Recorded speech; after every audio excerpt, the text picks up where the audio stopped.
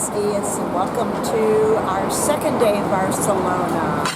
It is supposed to rain today, major rain and thunderstorms, so we are prepared.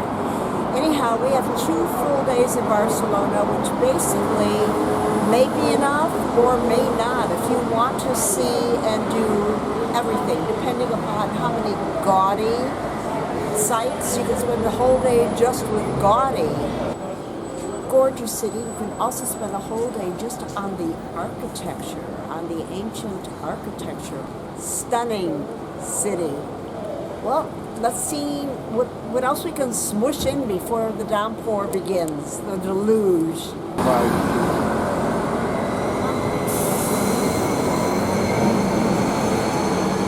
Barcelona is supposed to have an excellent subway system.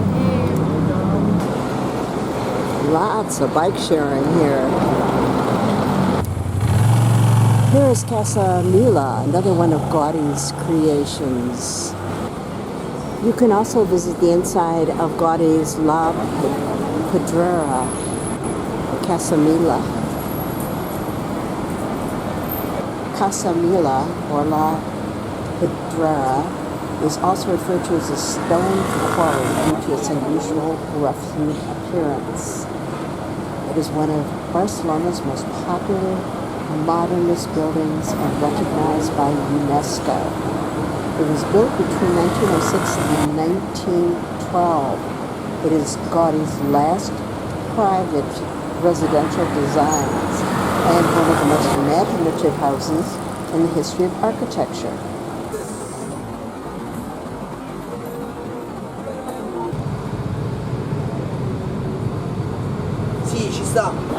Lots of crowds now waiting to get in.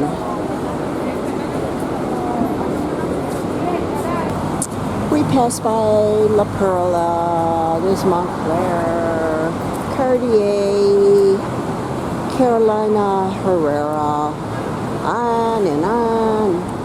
Gucci, they're all here.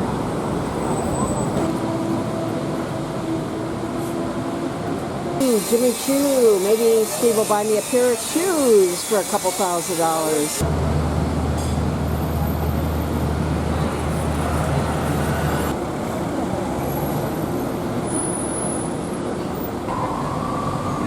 Beautiful architecture. All these amazing buildings in a row that were all on that one block.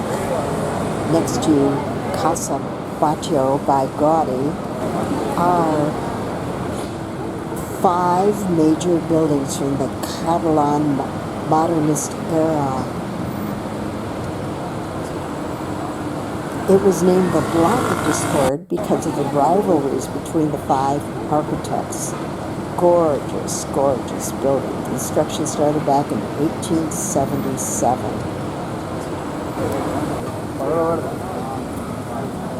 To me, that looks just like a person on top of these gorgeous, gorgeous buildings. Barcelona is a really beautiful city. I debated about staying at the Mandarin Oriental Hotel. And let's have breakfast at Tiffany's. Nice frieze on top of this building.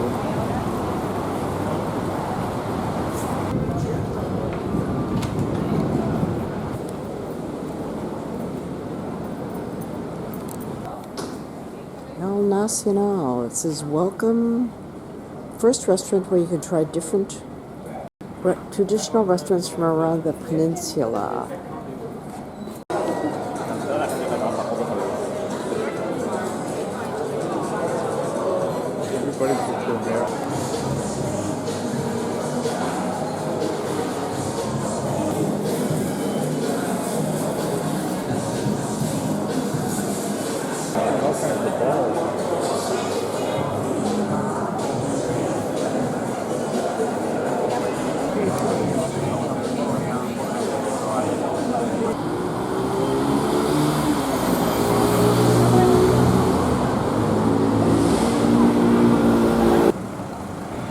As you can tell, we're still in Barcelona.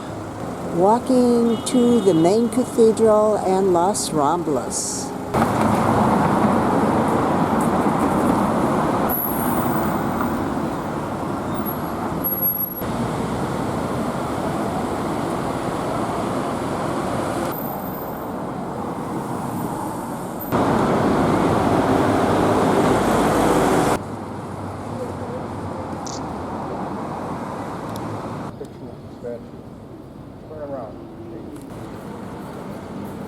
The concert hall was designed by an architect, Louis Montaner, and opened in 1908.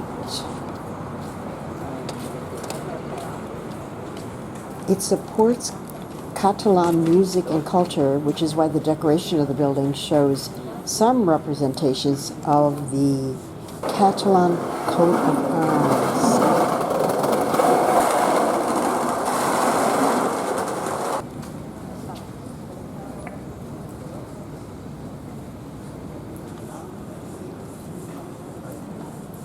There are sculptures representing one side of the Ride of the Valkyries, and on the other side the figure of Beethoven.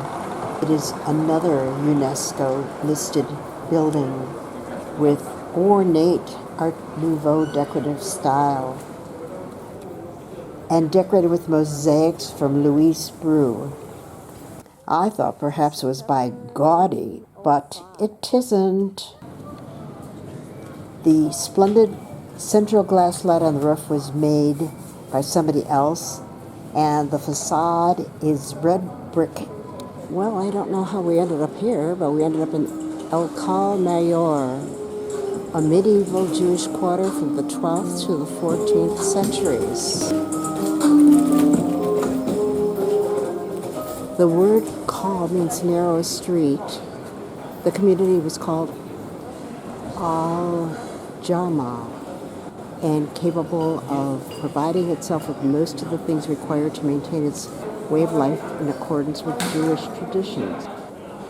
The name, Salomo, or it was either Solomon. I am going to assume this was a synagogue.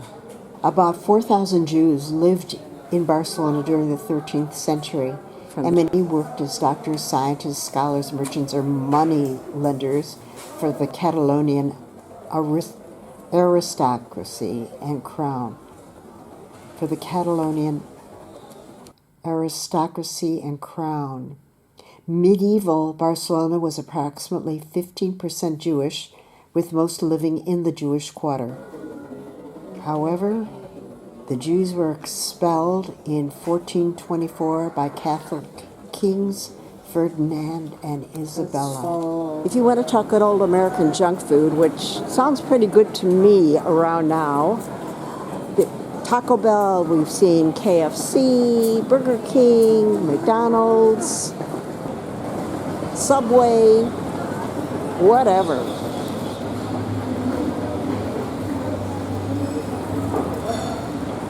Make a left and you're going to hit the Med. Make a right and eventually we'll be back at our hotel. This is the area to pick up your little trinkets. I told you about how I got deathly sick on sangria my first trip to Spain.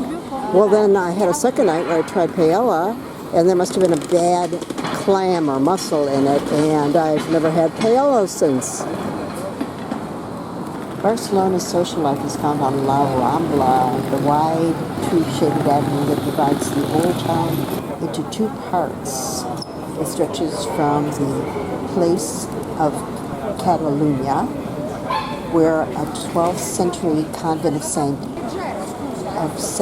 Anna stands, all the way down to the port.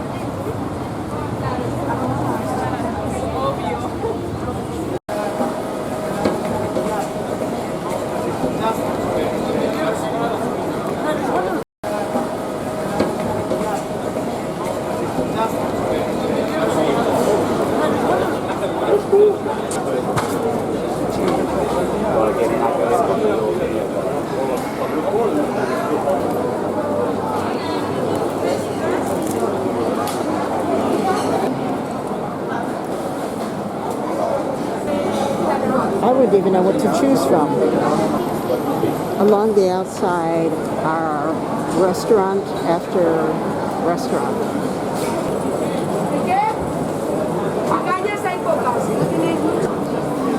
That looks really good. Per kilo, or a skewer, yakitori.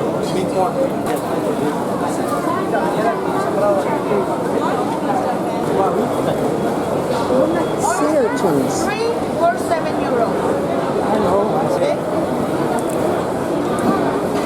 Oh, that looks good. Fish sticks, squid sticks, french fries.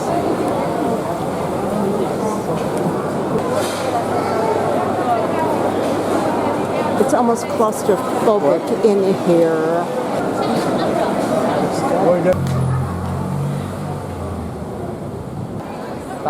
As far as you can see, there are hundreds and hundreds of people walking on Rambla.